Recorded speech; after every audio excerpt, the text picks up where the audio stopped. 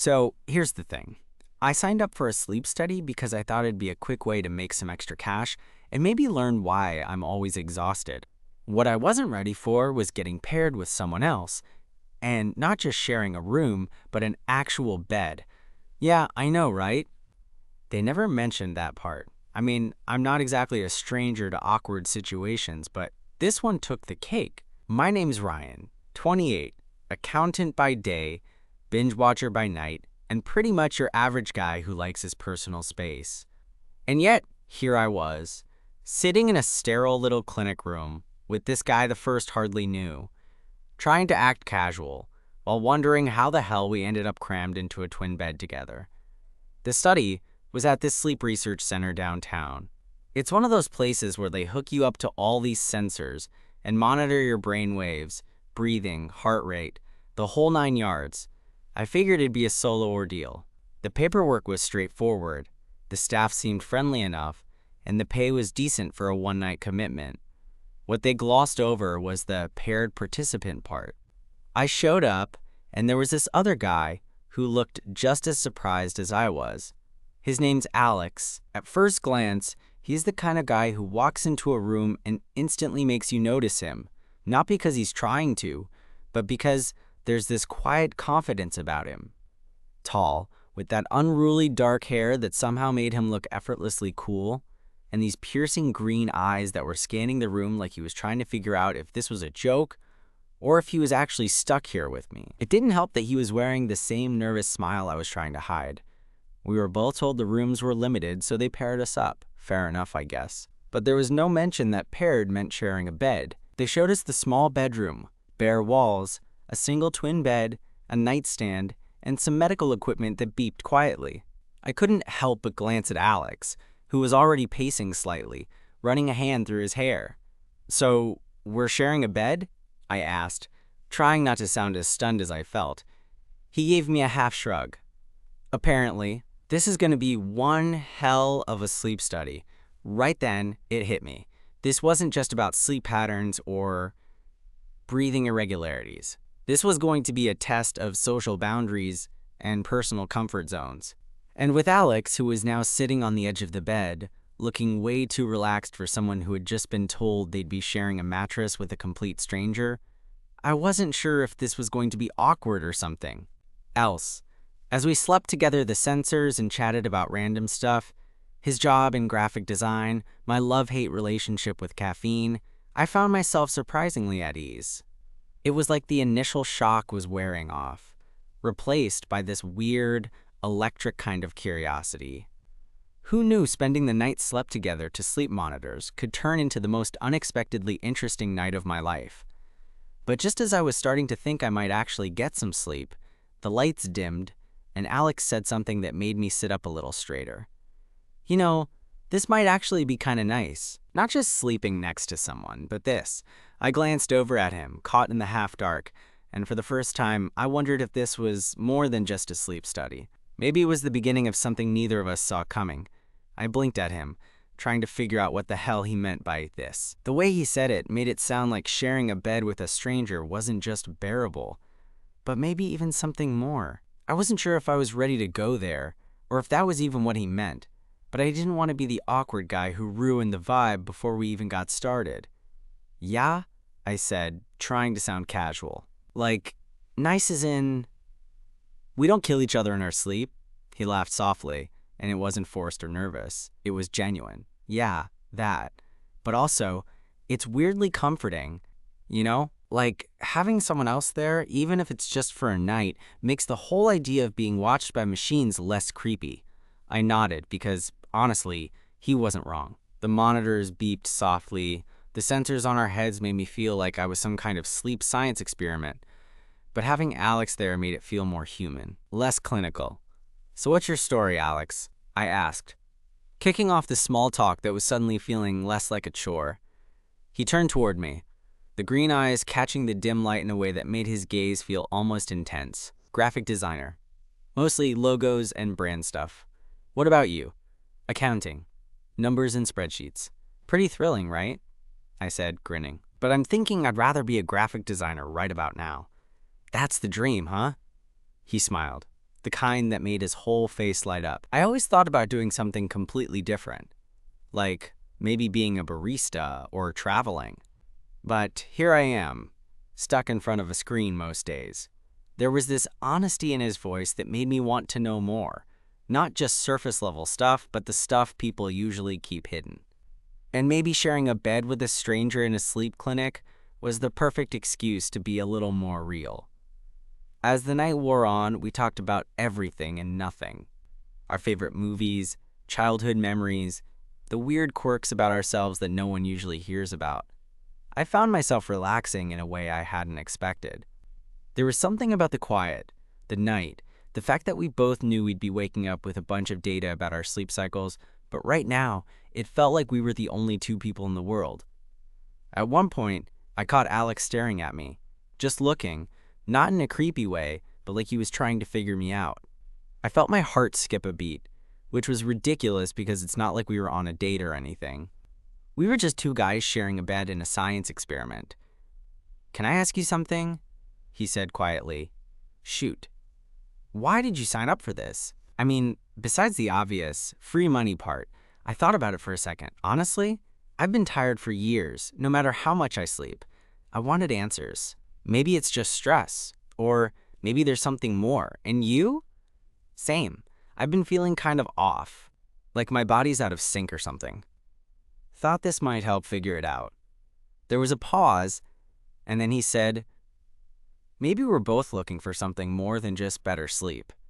I wasn't sure if that was a joke or a confession, but I felt a spark of hope flicker inside me. Maybe this weird coincidence, this forced proximity, was the start of something unexpected. The room was quiet except for the steady beep of the machines and our soft breathing. The tension between us wasn't awkward anymore. It was something else, something electric and unspoken. Then, out of nowhere, Alex shifted closer, his arm brushing against mine. It was accidental, I think, but it sent a jolt through me. I swallowed hard, heart pounding, and before I could overthink it, I said, "Hey, you okay?" He smiled, that same warm smile, and said, "Yeah, I think I'm better with you here." I didn't know if it was the low light or the vulnerability of the moment, but I leaned in just a little, and for the first time all night, the edge of fear and uncertainty softened into something hopeful. We didn't say much after that. No big declarations or awkward confessions. Just two guys sharing a bed, connected by the hum of machines and something neither of us was ready to name yet. As sleep finally started to pull me under, I wondered if the data they were collecting could tell us more than just how well we slept. Maybe, just maybe, it could capture the beginning of something neither of us saw coming. Morning came slower than I expected, but when it did, it wasn't the jarring, blaring alarm kind of wake-up I'm used to. Instead, it was this soft glow from outside and the faint hum of the machines winding down. I opened my eyes and realized first that I wasn't alone, which wasn't exactly news. But then I caught the way Alex was still there, sprawled on his side just a foot away, like he hadn't moved all night. There was something disarming about seeing someone like that, so close and so normal. No pretense, no trying to look cool or put together, just two guys in a weird situation, trying to figure it out. I nudged him gently. "Hey, you still alive?" He stirred, blinking a few times, before a slow smile spread across his face. "Barely. You survived the machines," I said with a grin. "So, did we pass the test?" Alex laughed softly, rubbing his eyes. "If the test was about awkwardly sharing a bed with a stranger, then yeah, we aced it." We sat up and started removing the sensors, the silence between us feeling comfortable this time. It wasn't weird or forced. It was just easy, like hanging out with someone you've known for way longer than a few hours. "So what now?" I asked, glancing over at him as I rolled off the bed. He stretched and shrugged. "I guess we wait for the results, but maybe we don't have to be total strangers after tonight." I wasn't sure how to respond to that, but the thought stuck in my head. Here was this guy the first barely knew, and yet the idea of never seeing him again felt disappointing. like missing out on something I didn't even realize I wanted.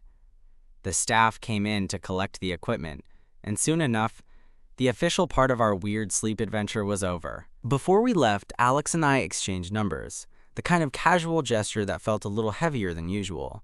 Outside, the city was waking up, the morning sun casting long shadows down the street. We stood there for a moment, neither of us quite ready to leave the comfort of this strange connection.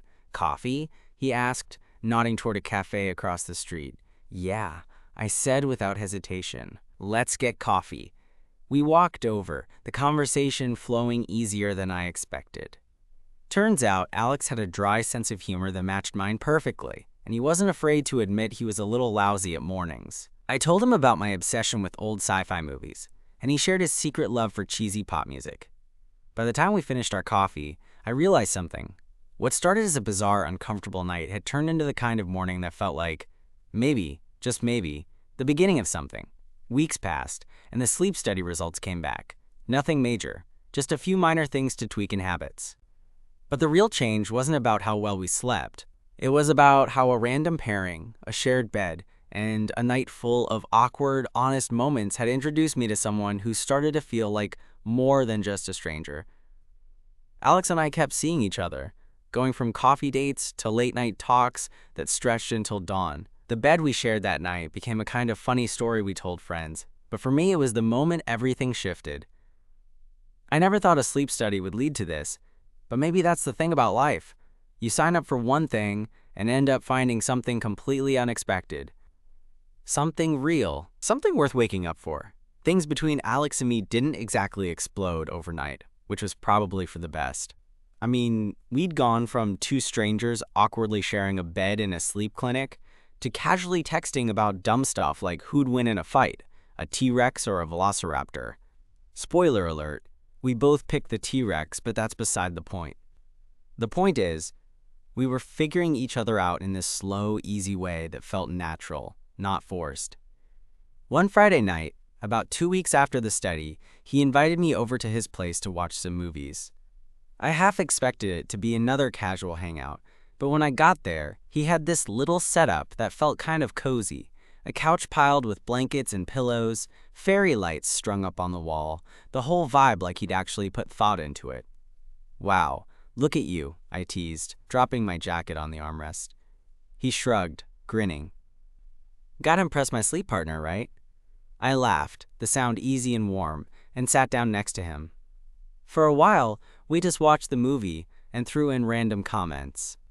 But then, during a particularly quiet scene, I noticed how close he was sitting, his leg brushing mine. I didn't pull away. Something about the way the light caught his eyes made it impossible. "Hey," he said softly, turning toward me. "Are you comfortable?" I caught my breath, trying to play it cool when inside I was anything but. "Yeah, I am." He smiled, but there was a flicker of nervousness there too, because I don't want to make things weird. Weird's kind of our thing at this point. I joked, but I was serious underneath. That night when he walked me to the door, the tension between us felt electric, like the air itself was charged with something unspoken. He hesitated, then reached out, brushing a stray hair from my forehead. "Can I do this?" he asked. I nodded before I could overthink it, and his lips met mine in a way that was both tentative and electric. The kiss wasn't perfect, but it was real, and everything about it made me realize how much I'd been holding back. After that night, things changed. We started spending more time together, not just as friends or study buddies, but as something more complicated and exciting. I found myself looking forward to his texts, to the way his smile made my stomach flip. I'd catch myself daydreaming about him during meetings, about what it would be like to hold his hand on the subway or share a lazy Sunday morning. One day, a few weeks later, we were walking through the park, leaves crunching underfoot, when he stopped and looked at me seriously. "Ryan, I know this started out weird, but I'm really glad it did. I don't want to lose this. Us." I felt my chest tighten, the kind of nervous excitement that comes when you're standing on the edge of something big. Me too. I wasn't expecting any of this, but I'm not letting it go. We smiled at each other, and for the first time, the future didn't feel scary. It felt like something we could build together. From sharing a bed in a sleep lab to sharing moments like this, it was wild how life could surprise you. And honestly, I was all in. There was something about that afternoon in the park, the way the late autumn sun filtered through the trees, casting a warm glow, the crisp air carrying the faint scent of fallen leaves, that made everything feel incredibly vivid. I remember thinking, maybe for the first time in a long time, that I wasn't just going through the motions, that maybe I was actually living. Alex and I continued falling into this rhythm, not rushing, just letting things happen. We weren't those people who declared, "I love you" after 2 dates or plastered each other's faces all over social media. No, this was different, quiet, real, like the slow unfolding of a story neither of us wanted to end. One night, a couple of weeks after that park conversation, I found myself over at his place again. We were in the kitchen, Alex making his infamous terrible coffee. He always insisted that it tasted better than Starbucks, but honestly, I wasn't sold. I was perched on the countertop, scrolling mindlessly on my phone, when he caught me watching him. "What?" he asked, raising an eyebrow. "Nothing. Just thinking how weird it all is," I said, setting the phone down. He chuckled, wiping his hands on a towel. "Yeah? How so?" "Well, you know, how one random sleep study led to this. Us. Sharing a bed, coffee dates, late night talks. I mean, I never pictured my life taking a turn like this." He leaned against the counter, looking at me with those green eyes that somehow made me feel like I was the only person in the room. Funny how life throws curveballs. Sometimes the weirdest stuff turns out to be the best. I smiled, feeling the warmth spread in my chest. I guess I was just scared at first. Sharing a bed with a stranger? That's not exactly normal. Alex laughed. Definitely not something I thought I'd be doing either. But here we are. There was a pause, and then he stepped closer, his voice softer. And now it doesn't feel strange at all. I looked up, caught off guard by the way his hand found mine. It was a small gesture, but it spoke volumes. The kind of connection you don't expect, but hope for, without really admitting it. That night, when I left, I felt lighter, like the world had shifted just a little, and maybe, just maybe, it was shifting in the right direction. But of course, life has a way of reminding you it's not all smooth sailing. A couple of days later, I got a text from Alex. It was one of those rare moments where his usual easygoing tone was replaced by something more serious. "Mind if we talk?" Something's been on my mind. My stomach tightened. I wasn't sure what to expect, but I knew I wanted to listen. We met at a quiet cafe, the kind with big windows and the smell of fresh pastries. He looked a little nervous, fidgeting with his coffee cup before finally looking me in the eye. "Okay, here goes," he said, taking a deep breath. "I've been offered a job in another city. It's a big opportunity, exactly what I've been hoping for. But it means moving in a couple of months." I blinked, trying to process. "Wow, that's huge. Congratulations." "Thanks," he said, but his smile was tight. "The thing is, I'm conflicted. Because of us. I don't want to lose what we have, but I don't know how to do long distance, especially with everything still so new." I swallowed, realizing this was the kind of test that no amount of chemistry or late night talks could prepare you for. The kind that forces you to figure out what you really want. "I get it," I said slowly. "It's scary. But if this is something important to you, maybe it's worth trying. We don't have to have all the answers right now." Alex nodded, relief washing over his face. "Yeah, I guess we'll just have to take it one day at a time." We spent the rest of the afternoon talking about what that might look like. Weekend visits, late night calls, building something that could stretch across miles instead of shrinking under the distance. Walking back to my car, I felt a strange mix of hope and uncertainty. This was new territory, no question. But if there was one thing I'd learned from sharing a bed with a stranger in a sleep study, it was that sometimes the unexpected could lead to the most real, meaningful things. And maybe, just maybe, we were ready to see where this could go, no matter how far apart we might be. For the next few days, I kept replaying that conversation with Alex in my head, like a favorite song stuck on repeat. The idea of him moving felt surreal, like a chapter closing before it had a chance to fully start. But at the same time, There was this quiet determination underneath it all, like maybe the distance was just another challenge we could tackle. We agreed to give long distance a shot, but honestly, I didn't really know what that meant yet. I'd never been in a relationship where you weren't just a quick text or a short walk away. It was a new kind of vulnerability, the kind that makes your stomach knot and your heart race all at once. Our first week apart was, predictably, a mess. I'd catch myself reaching for my phone only to remember he wasn't just a room away anymore. And when he did text or call, it was like this lifeline, something real in the middle of the chaos. We'd send each other pictures of stupid things, like the ridiculous sandwich I made or the sunset from my apartment window. It was comforting but also painfully bittersweet. One night, about a week in, we had this video call that ended up lasting for hours. We talked about everything, from our days at work to what we'd do if we weren't thousands of miles apart. At one point, I caught him staring at me, the way he always did when something was on his mind. "Ryan," he said quietly, "I miss you, more than I thought I would." I felt a lump in my throat, the same one that always showed up when emotions got too close to the surface. "I miss you too. It's weird, right? How fast this happened." He smiled sadly. "Yeah, but I'm glad it did. You've been the best surprise."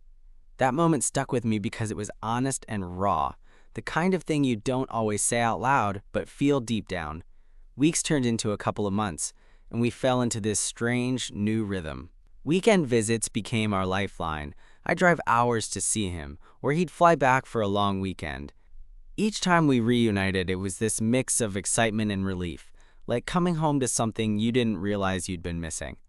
But long distance isn't all sunshine and fairy tales. There were days when the miles felt like a wall between us, when I'd lie awake thinking about what it would be like to just have him here, to not say goodbye at the airport. We had arguments, stupid ones mostly, about timing, missed calls, or that creeping insecurity that can sneak in when you're not physically together. One evening, after a particularly frustrating conversation, I found myself staring at the ceiling, wondering if this was all worth it. The thought of losing him, of going back to being alone, was terrifying, but so was the idea of trying to maintain something so fragile across distance. The next day, I decided to surprise him. I booked a last-minute flight, telling no one but the airline agent. When I showed up at his door, breathless and grinning like an idiot, I swear the look on his face was worth every penny. "You're crazy," he said, pulling me inside. "Maybe," I admitted, "but I figured if this is going to work, we've got to fight for it." We spent that weekend doing nothing special, watching movies, cooking together, taking long walks. But every second felt like a promise, like a declaration that no matter what came next, we were in this together.